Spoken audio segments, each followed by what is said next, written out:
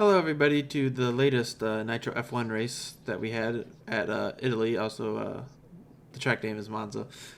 Um, so, Monza is one of my better tracks most of the time.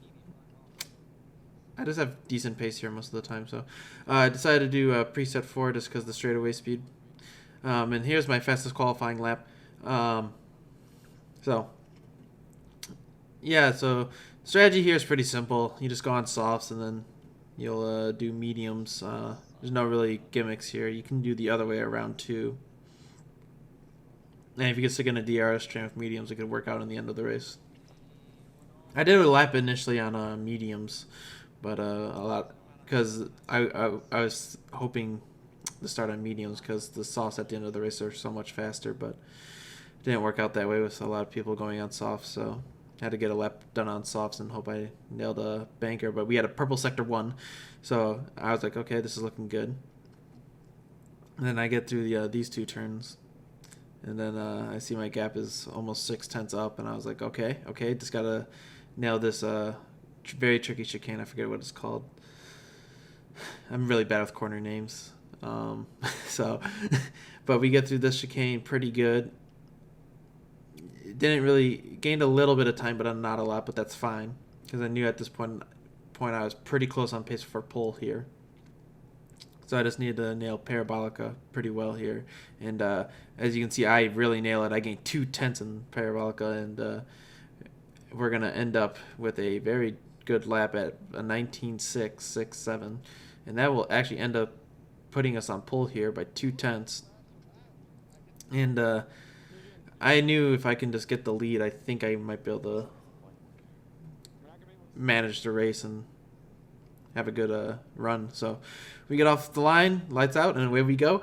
And Matt actually gets a pretty good start here, but I put in Rich in full ERS to make sure you can't get to me, and I'm able to outbrake him into turn 1. And then off turn 2, I look behind to see the gap, and Matt goes into the gravel, and he gets really, really loose. And then he's actually going to end up falling to 4th. And I was like, okay, this is looking really good for me because I know I can just outpace Lazy. And then Bacon and me are generally the same pace most weeks. It just depends if we're ahead or behind. And jumping up to going to lap 3 here. And I have pulling up to 2.5 seconds. I was pushing pretty hard just to get the biggest gap as I could, because I knew Matt would eventually get back up there. And then, yeah, I was managing around 2.2 to 2.5 seconds. It would fluctuate, and then Matt was actually able to get past Lazy here, and I got my first warning. And it's pretty easy to get warnings here, so I was like, man, lap 4, and I already bit one of my 3 lives, basically. Then we jump up to lap 7, and I was able to keep Matt around 2 seconds, 2 to 2.2. It just fluctuated around every lap, so our pace was very similar. Then lap 10 here, just going through, and you can see I've actually extended it to 2.4 seconds. And it was didn't have a really good chicane there. I forget what it's called, so please pardon me. But he gained a lot. And then come to the same spot the next lap, and I'm going to be coming into the pits this lap, and the grip is definitely falling away, and I get a little upset there, and I have a huge moment, almost bend the car, and then that was a huge mistake, and Matt's going to gain a ton of time on me here, and I was really nervous because like, oh man, he just gained so much time. But I was like, luckily we were going to pit here. But I noticed it was around 1.4 seconds entering the pit, so I'm like, okay, he's not going to be in DRS range, just going to have a nice, easy pit entry. And the pit's no speeding, but I do. And here we are on the exit of the pits. I came out in the lead just because you generally come out where you enter. So, but as you notice, it's only 1 second, so he actually gained time on me on pit entry. I think I went in pretty conservatively. I could have went in harder, but as we see here, a lap or 2 later, is that Matt is in DRS range, so I'm going to have to survive basically an onslaught, because defending here is pretty hard just because it's all straightaways and slipstream, and you can't really get away once they're in DRS. They have to make a mistake for that to happen. And I'm swerving a little bit, like trying to go off the normal line just to manage the gap and try to break the toe on him. So, and I was trying to manage my fuel because you use a lot of rich here. At this point, I have 1.2 left. Basically, in the chicanes, I was using lean to just save the rears because your rears wear a lot more here. And you can see LCS started on mediums, and we are starting to catch them. And I was hoping I was going to catch him in a good spot so I didn't lose time because Matt is still hounding me pretty hard here. And he's only 7/10 behind me. So, and I was trying to manage my ERS really well and just manage the gap. And we come through the chicane, and I catch him. And I was pretty worried where I caught him. But he had a bad exit, so I was able to get a nice run off the chicane and clear him. So... I was pretty nervous at this point, because I was using a lot more ERS and fuel than I wanted to. Then the safety car came out on lap 19, and this changed. I wasn't sure how to feel about this, so it was like, oh man, I felt like I kind of had the race in control, but now it's like, well, everyone gets a lot more fuel, ERS, so... We come in the pit here. We're going to put on softs just because it's going to be like a quick 6-7 lap dash, and that's all. So we come into the pits, and I'm just going to skip to the exit because I come out first. Put the softs on. It was a nice new fresh set because I didn't use them all in qualifying.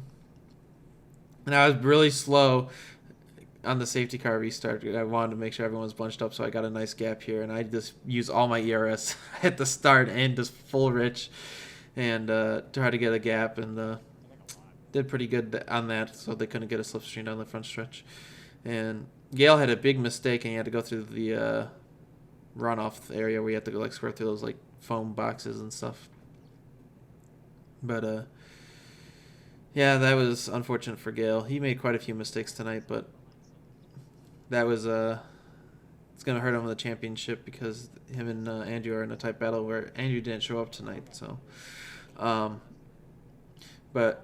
Going through these two turns is where I gained most of my time. I was getting through these turns really well, where Matt really couldn't, and that would help me so much in this DRS zone here, which is DRS isn't activated, but I was able to gap him 2 to 3 tenths every time going through that area of the track, and then jumping up the lap 24, and this is when DRS gets activated. So once we get to the second DRS zone this lap, Matt will have DRS, and he's only 4 tenths behind me, so I know I'm not going to be able to gap him. So... to get out of DRS range, so I know I'm basically gonna have to survive an onslaught to the end here. And my nerves at this point were through the roof. So we're going to lap 25 here, coming through here through I think it's the second Lesmos, and Matt is there, and I'm pretty nervous going through. It's like, man, if he can stick 3 tenths, it's gonna be really hard to keep him behind down this DRS straight, but like I've done all race, I've been able to get through those 2 turns much better than him, and he's just not able to be close enough, and I'm using basically all my ERS. I'm worried because I'm like, oh man, my ERS is really low. And then just going through this part of the track again, and it's hard to be cautious yet pushing hard because Matt's pushing me to my absolute limit, and then we come to lap 26, about a lap and a half to go. We go through Lesmos 2, and Matt gets a nice run off, but he's not able to get a big enough run, and I'm able to hold him off going into these 2 turns. And my my heart's pounding at this point because he's right there, and I'm just hoping I have enough ERS. As you can see, my ERS is extremely low, and I'm using all of it right here just so he can't get to me. And I only have less than 10%, and I was very, very nervous at this point. And then I come through here coming to the last lap, and at this point I also had 2 warnings, so I was like, I gotta be careful not to get a warning or I'm gonna lose. And you can see I'm using all my ERS. I basically have no ERS left, but I know at this point my gap's big enough down this DRS straight, it's not gonna be able to do anything. So we're just gonna take get a nice exit off turn 2 there, and we're just gonna take a full ride around because the tension is high right now. My heart was pounding. I was so focused during this, and it's been almost 2 seasons since I've won a race, so I was really nervous. The heart was racing and everything, and you have a decent chicane there, and Matt is there. He is on my bumper, and I am scared because I don't have a lot of ERS, and he's close, but I get a nice gap there, and I run it. But then I look back, and then Matt goes really wide, and he throws any chance he had of running this race, and he's fallen to almost 2 seconds. And at this point, I saw that, and I know I have 2 warnings, so I go through this. You can see how early I brake, and I'm basically just cruising at this point, not taking any chances. But yeah, I was at this point I was pretty relieved because I was like, I have it, and Matt pushed me to my absolute limit. He was definitely faster, but he just couldn't find a way around, and I had to put on a pretty much a defensive masterclass to win this race, and I'm just so happy because it's been so long since I won an F1 race, and this is I think my 10th career F1 win, and I've struggled on F1 2020 compared to F1 2019 where I was flying, but I was able to hold on and break my winless streak of almost 2 seasons, and I was so happy. It was very stressful, and just watching my the podium celebration and stuff, but yeah, I was got the win, and I'm pretty happy with my season at this point. I don't really care what happens at this point. I got a win. That's all that matters to me. So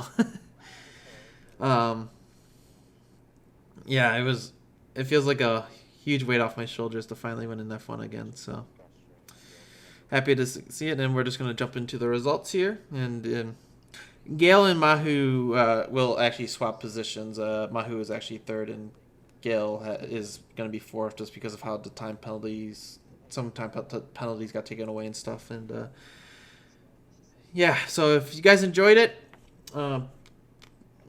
feel free to like and subscribe, and you can watch these Nitro races live on Twitch, on my Twitch channel, which will be in the description as well. So if you enjoyed the video, don't forget to like and subscribe, and I'll see you guys in the next one.